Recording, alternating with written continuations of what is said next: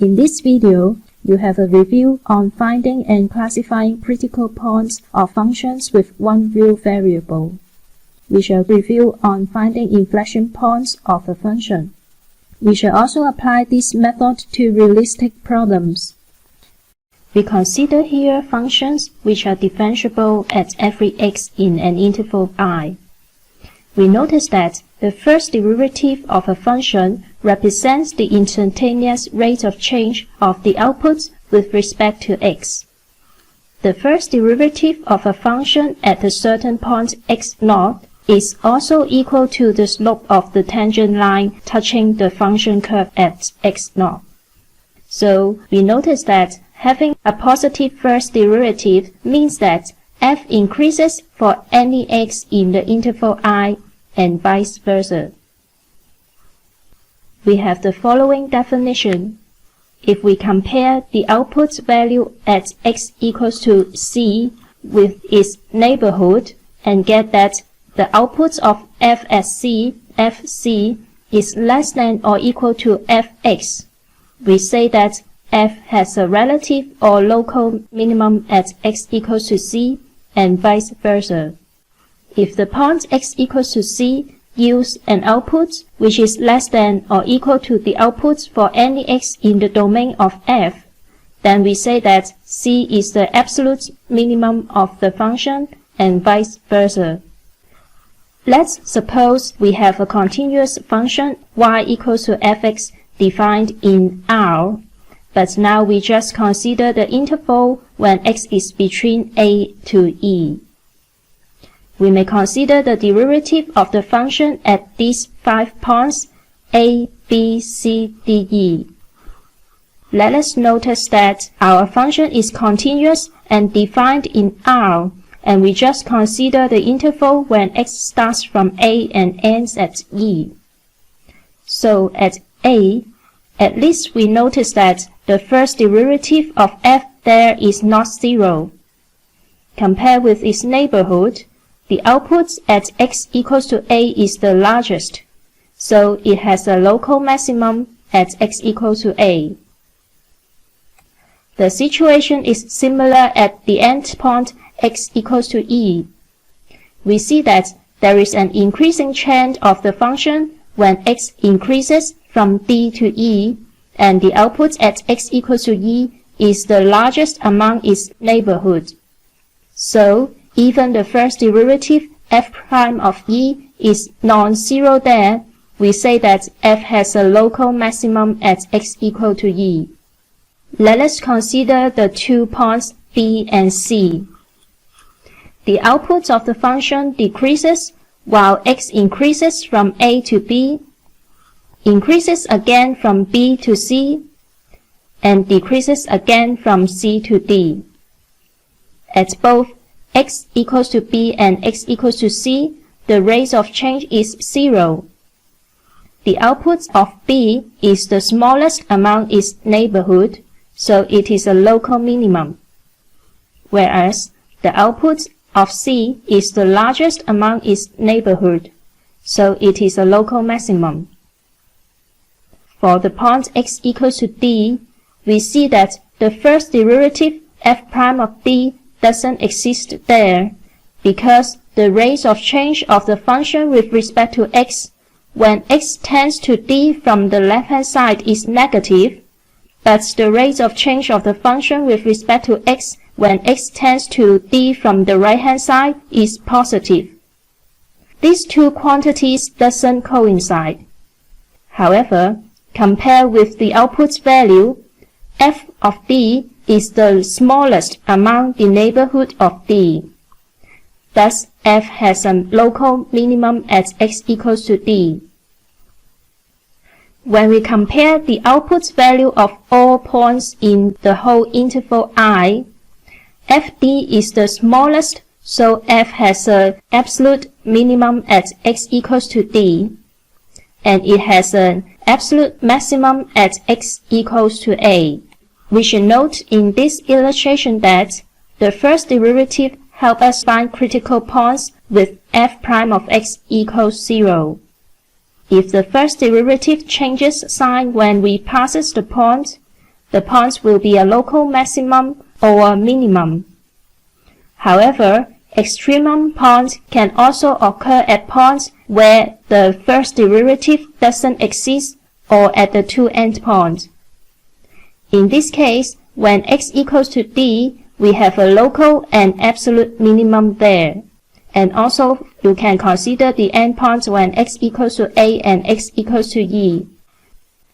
Let's proceed to the example. We want to find and classify the extrema of the function fx equals to 3x to the power 4 minus 4x cubed.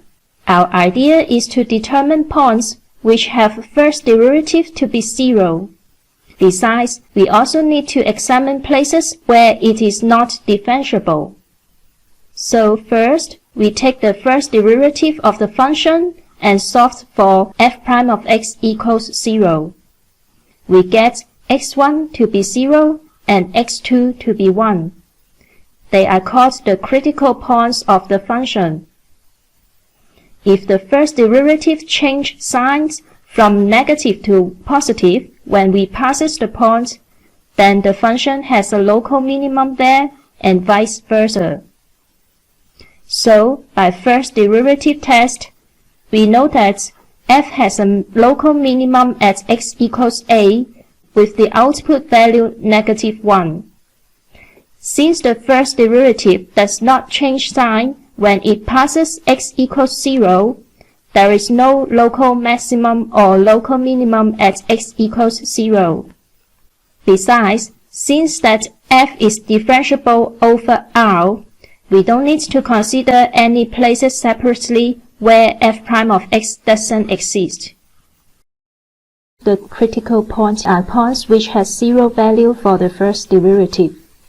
They are potential places where local maximum or minimum occurs. But it is not necessary that critical point must be either a local maximum or a local minimum. You can take the function y equals to x cubed as an example.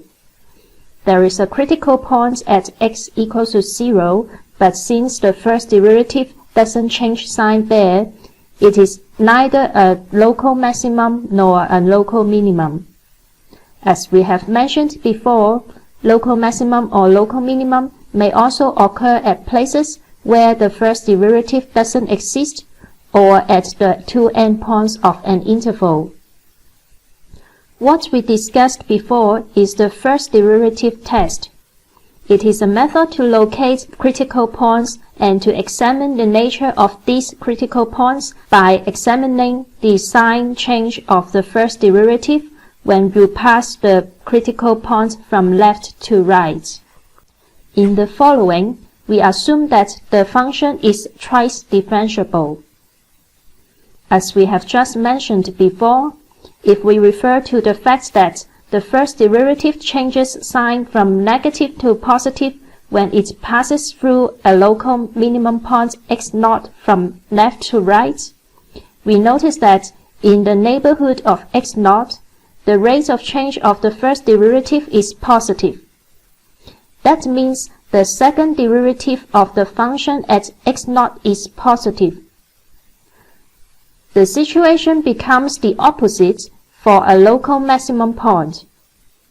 Its second derivative will be negative because the first derivative changes from positive to negative when it passes the point from left to right.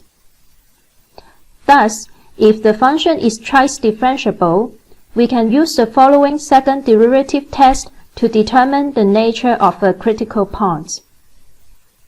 Next, we shall discuss the method for finding inflection points of a function. They are points at which the curvature of the function changes. Let us proceed to have a review on the two key terms, concave upward and concave downward. If you wear glasses, you may have a concave or convex lens. A concave lens is one which is thicker at the edge, and the convex lens is the one which is thicker at the center. Let's refer to the two drawings here. The word concave downward means that if you are locating below the curve and view from below towards the curve shapes like a concave surface. With the same curve, if you are locating above the curve instead and view from above towards the same curve shapes like a convex surface, and you can also describe the same curve as convex upward. Similarly, the word concave upward means that if you are locating above the curve and view from above towards the curve shapes like a concave surface. With the same curve, if you are locating below the curve instead and view from below towards the same curve shapes like a convex surface, and you can also describe the same curve as convex downward. Concave and convex are two words to describe the curvature of a curve. It describes in what way that the slope of the curve is changing. Let us observe the first curve and the second curve. From our description, both are concave downward. For the first curve, its rate of change is increasing so that its first derivative is positive. However, the rate of change is getting less and less positive. If we think of its corresponding graph of y equals to f prime x, its output value decreases when we observe from left to right. This means that the slope of the first derivative curve is negative. Hence, the second derivative of fx is negative. For the second curve, it is also concave downward. Its rate of change is decreasing so that its first derivative is negative. Moreover, the rate of change is getting more and more negative. If we think of its corresponding graph y equals to f prime x, its output value also decreases when you observe from left to right. This means the slope of the first derivative curve is negative. Hence, the second derivative of fx is also negative.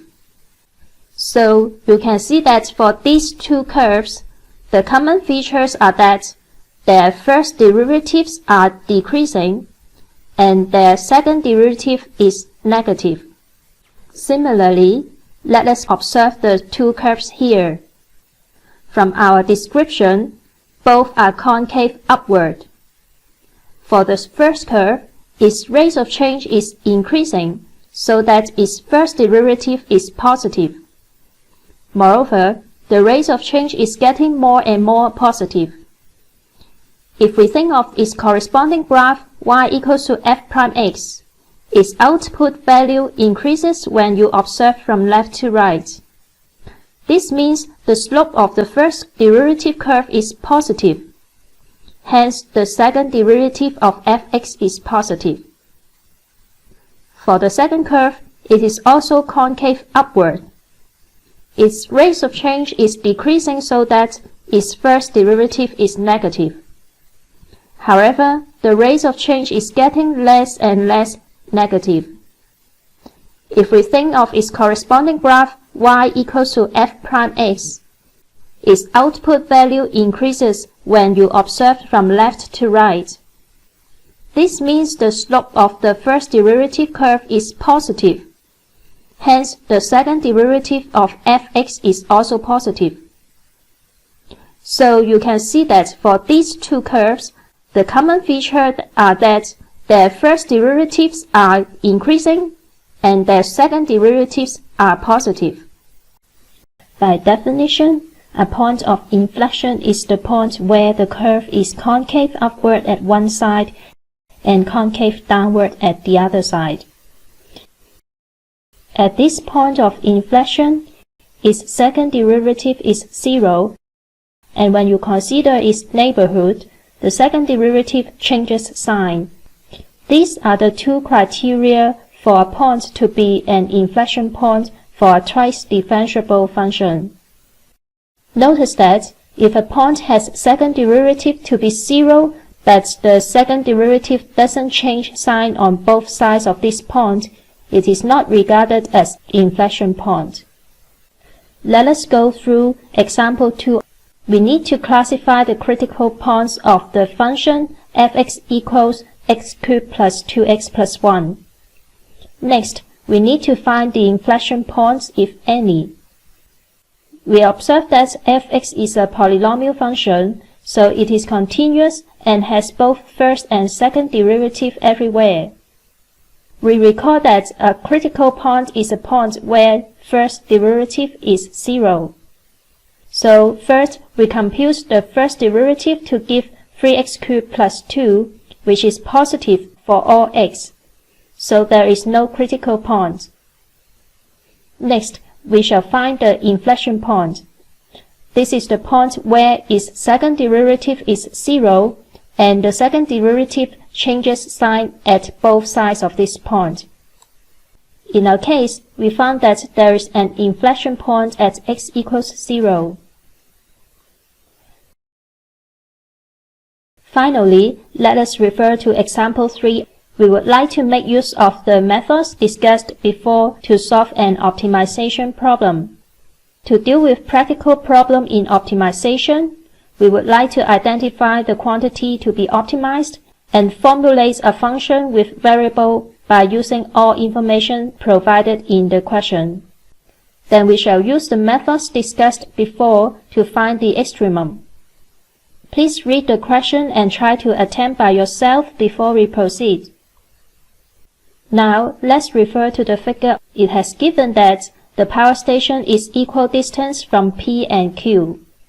So, depending on whether it is closer or further away from the third town R, W always locates at the perpendicular bisector of PQ.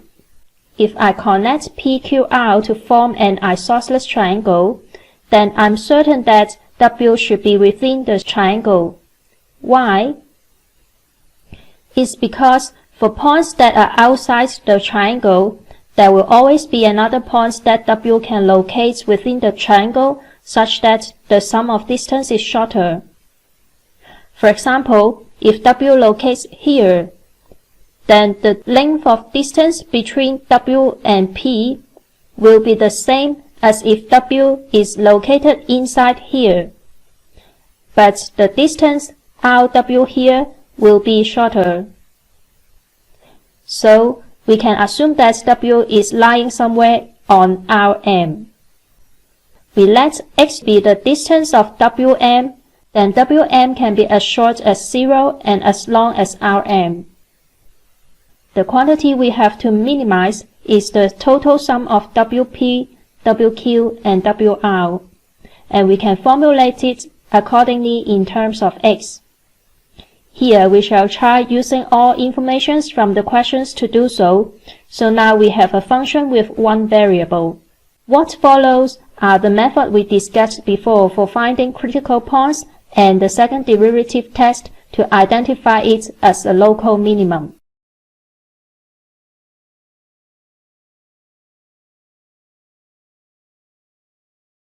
Since x is a real number between 0 and 12, we wish to compare the outputs of the critical points with these two endpoints to see which gives the absolute minimum. So finally, we obtain the absolute minimum as stated here.